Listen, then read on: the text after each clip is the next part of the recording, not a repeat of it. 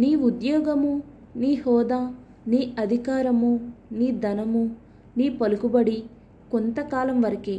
నీ శరీరము కూడా నీ మాట వినని రోజు అంటూ ఒకటి ఉంది, జాగ్రత్త.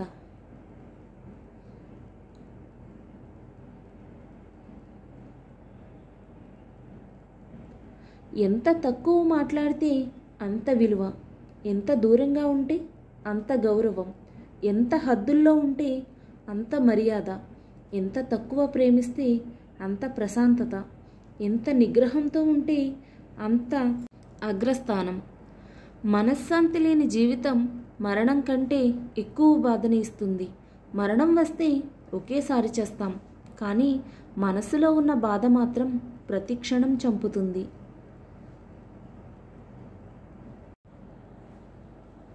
జీవితం అంటే జననానికి మరణానికి మధ్య ఉన్న చిన్న ఖాళీ మాత్రమే. ఈ చిన్న ఖాళీలో మీరు వీలైనంత సంతోషంగా ఉండండి, ఇతరులను సంతోషంగా ఉండేలా చేయండి.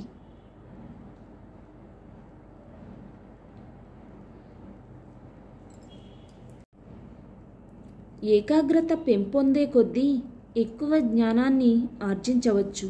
ఎందుకంటే ఏకాగ్రతే జ్ఞాన సముపార్జనకు ఏకైక మార్గం.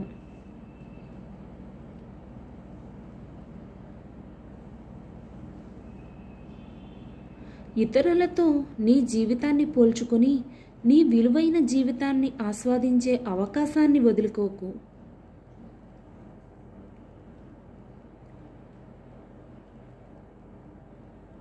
గుడిలో నువ్వు 1,00,000 రూపాయలు విరాళం ఇచ్చినా నిన్ను భక్తుడు అనే అంటారు. అదే ఆకలితో ఉన్న వాడికి అన్నం పెట్టు, వారు నిన్ను దేవుడు అని అంటారు. అధిక ప్రసంగితో చర్చ వాదనకు దారితీసి చివరకు సమస్యలు తెచ్చిపెడుతుంది. చెయ్యాలన్న తాపత్రయం ఉంటే ఏ పనైనా సాధ్యమే. ఇప్పుడు ఎందుకులే అనే బద్ధకం ఉంటే ఏదైనా అసాధ్యమే.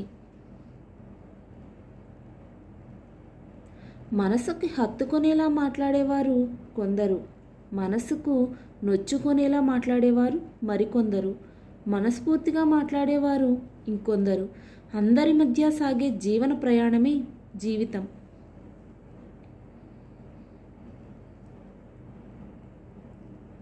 నిన్నటి గురించి మదన పడకుండా రేపటి గురించి ఆలోచించగలిగిన వ్యక్తికి విజయ సోపానాలు అందినట్టే. ఈ వీడియో కనుక మీకు నచ్చినట్లయితే ప్లీజ్ లైక్ చేయండి, షేర్ చేయండి, సబ్స్క్రైబ్ కూడా చేయండి. పక్కనే ఉన్న బెల్ ఐకాన్ని కూడా క్లిక్ చేయండి. Thank you for watching.